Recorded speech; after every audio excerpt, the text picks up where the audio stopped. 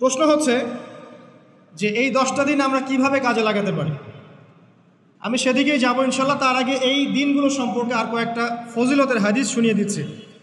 তিরমিজি, ইবনে মাজাহ, মিশকাতের 128 পৃষ্ঠা একটা হাদিস এসেছে। আবু হুরায়রা রাদিয়াল্লাহু আনহু থেকে বর্ণিত, নবী করিম সাল্লাল্লাহু আলাইহি ওয়াসাল্লাম বলেছেন যে দিনসমূহের মধ্যে এমন কোনো দিন নাই, আল্লাহর দিনগুলোর মধ্যে এমন কোনো দিন নাই যেদিন ইবাদত করা আল্লাহর কাছে জিলহজের 10 দিনের ইবাদতের চেয়ে বেশি প্রিয়। কথা বুঝতে পারছেন?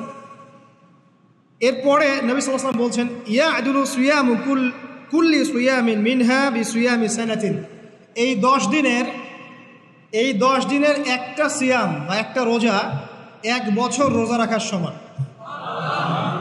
এই 10 দিনের একটা রোজা 1 বছর রোজা রাখার সমান।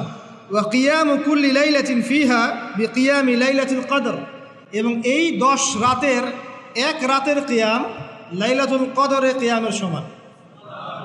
আর আমরা জানি লাইলাতুল কদর সম্পর্কে আল্লাহ পাক কি বলেছেন, লাইলাতুল কদরি খায়রুম মিন আলফি শাহর, 1000 মাসের ইবাদত হচ্ছে উত্তম। তাহলে আমরা বুঝতে পারছি যে এই 10 দিন 10 রাত কি আমল করতে হবে এই হাদিসটা বলে দিচ্ছে।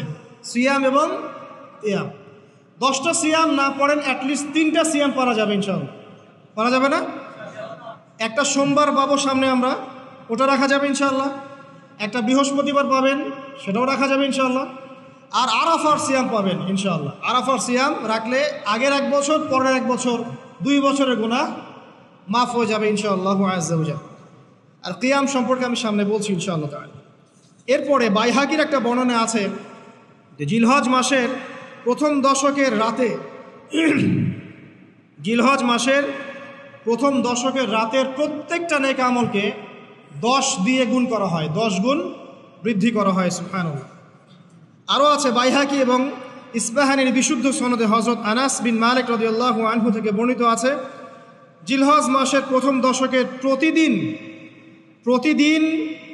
1000 দিনের সমান, মানে প্রতিদিনের আমল 1000 দিন আমলের সমান, এবং আরাফার দিনের মর্যাদা 10,000 দিনের সমান।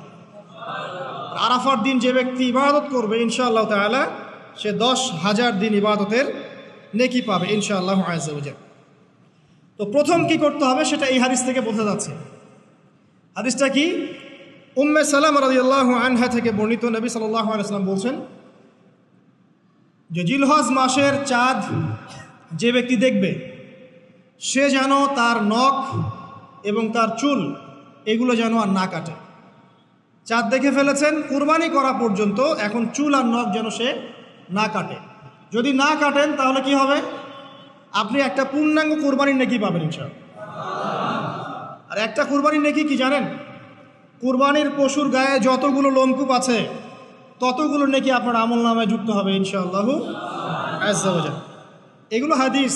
এখন আমরা প্র্যাকটিক্যাল কিছু কথায় আসি যে কিভাবে আমরা এই 10টা দিনকে কাজে লাগাতে পারি। আমি সবার আগে দোয়া করছি আল্লাহ পাক যেন আমাকে সবার আগে এর উপর আমল করার তৌফিক দান করেন, আমার পরিবারকে তৌফিক দান করেন, এবং অতঃপর আপনাদের সবাইকে যেন আল্লাহ পাক এই তৌফিক দান করেন, আমিন। 1 নাম্বার,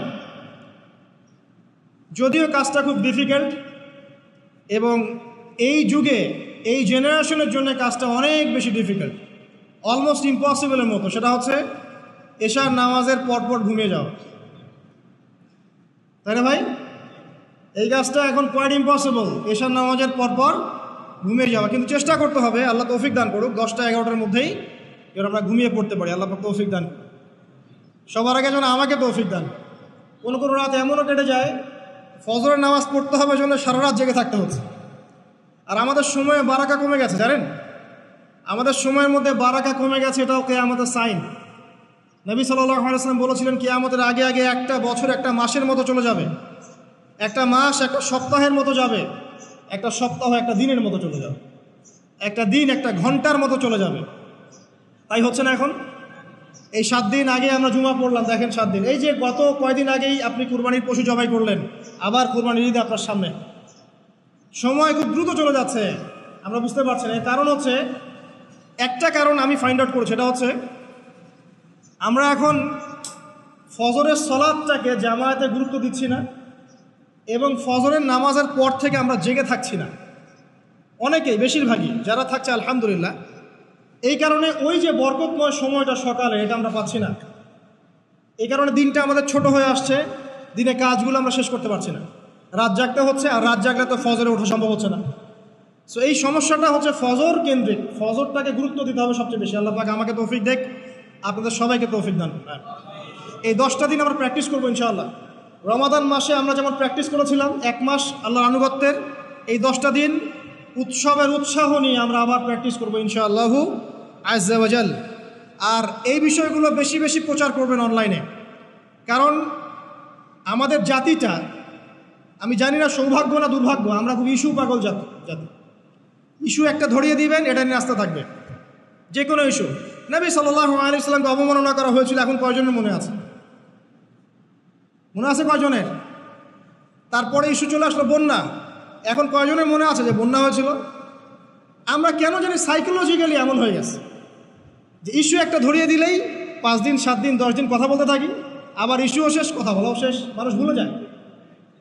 তো এই কারণে মনে করিয়ে দেওয়ার স্বার্থে জিলহজের 10 দিনের ফজিলত আমাদের সবাইকে মনে করিয়ে দেওয়া লাগবে, ঠিক আছে?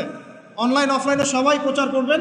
এই 10 দিন নেক আমলের জন্য একটা উৎসবের উপহার আল্লাহর পক্ষ থেকে। এই 10টা দিন যেন আমরা আল্লাহর পক্ষ থেকে এই উপহারকে কাজে লাগাই, বেশি বেশি নেক আমল করি, পরকালকে গুছিয়ে নিই। পারবো না ইনশাআল্লাহ? ইনশাআল্লাহ। প্রথম কাজ, আর্লি ঘুমিয়ে যাওয়ার চেষ্টা করা। 2 নাম্বার, ফজরের নামাজের মিনিমাম আধা ঘন্টা আগে ঘুম থেকে ওঠার চেষ্টা করা। ফজরের নামাজ কয়টা আপনাদের এখানে? 4:30টায়। 4টা বা 4:45টায় ওঠার চেষ্টা করতে হবে। আল্লাহ পাক তৌফিক দান করুন। ওযু ইস্তেঞ্জা করার পরে মিনিমাম 2 থেকে 4 রাকাত নফল নামাজ পড়বে, মিনিমাম 2 থেকে 4 রাকাত নফল নামাজ পড়বে। আমরা জানি যে আমরা নবী সাল্লাল্লাহু আলাইহি ওয়াসাল্লামের মতো তাহাজ্জুদ করতে পারবো না, পারবেন? তার 2 রাকাত নামাজে তিনি প্রায় 4 পারা কোরআন তেলাওয়াত করেছেন। 2 রাকাত নামাজে 4 থেকে 4.5 পারা কোরআন তেলাওয়াত করেছেন। আমরা কি পারবো? আমরা পারবো না। মিনিমাম 2 রাকাত নামাজ বা 4 রাকাত নামাজ তো পড়তে পারি। এবং ওই সময়টা হচ্ছে দোয়া কবুলের সময়। আল্লাহ পাক প্রথম আসমানে নেমে আসেন। আল্লাহ পাক কীভাবে নেমে আসেন এটা আল্লাহ পাকের ব্যাপার, এটা নিয়ে আমাদের মাথা ব্যথা ঘামানোর দরকার নাই। আল্লাহ নেমে এসে আহ্বান করতে থাকেন, কারো কি কোনো চাওয়া আছে আমার কাছে? আমি সেই চাওয়া পূরণ করে দিব। কেউ কি অসুস্থ আছো? আমাকে ডাকলে আমি শেফা দিয়ে দিব। কেউ কি আমার কাছে ক্ষমা চাইবে? আমি ক্ষমা করে দেব। কেউ কি আমাকে ডাকবে? আমি তার ডাকে সাড়া দেব। এভাবে ফজর পর্যন্ত আল্লাহ পাক আহ্বান করতে থাকেন, কিন্তু আমরা আসলে ঘুমিয়ে থাকি। আল্লাহ পাক আমাদেরকে মাফ করে দিন এবং এই নেক সময়গুলোকে কাজে লাগানোর তৌফিক আল্লাহ পাক দান করুন, আমিন। এরপরে আমরা চলে আসবো ইনশাআল্লাহ ফজর জামাতে। এবং নামাজের বাহ্যিক মাসআলাগুলোকে নিয়ে বেশি বাড়াবাড়ি করবেন না, অভ্যন্তরীণ বিষয় নিয়ে ফোকাস করবেন। বাহ্যিক মাসআলা নিয়ে আমরা যথেষ্ট বাড়াবাড়ি করেছি। অভ্যন্তরীণ যে বিষয়টা আছে, নামাজের আধ্যাত্মিকত্ব, নামাজের রুহানিয়াত, নামাজের মাআরিফাত, আল্লাহকে পাওয়া, নামাজের আত্মশুদ্ধি, ইহসান, এটা নিয়ে বেশি ফোকাস করে। আমরা তর্ক করি হাত বাঁধা নিয়ে, তাই না? হাত বাঁধা নিয়ে, রফুল ইয়াদাই নিয়ে, আমিন নিয়ে, এগুলো নিয়ে আমরা তর্ক করি। কয়জন তর্ক করেছি যে নামাজে কতটুকু মনোযোগ থাকলো তাই নিয়ে? কোনটা বেশি ইম্পর্টেন্ট? নামাজ যদি মনোযোগই না থাকে, আমার হাত বাঁধা দিয়ে আল্লাহ পাক যা আসে না। একটা বাহ্যিক আমল করেছে, আল্লাহ পাক নেকি দিবেন, ঠিক আছে ইনশাআল্লাহ। নামাজের ইহসানটা সবচেয়ে বেশি গুরুত্বপূর্ণ নয় কি?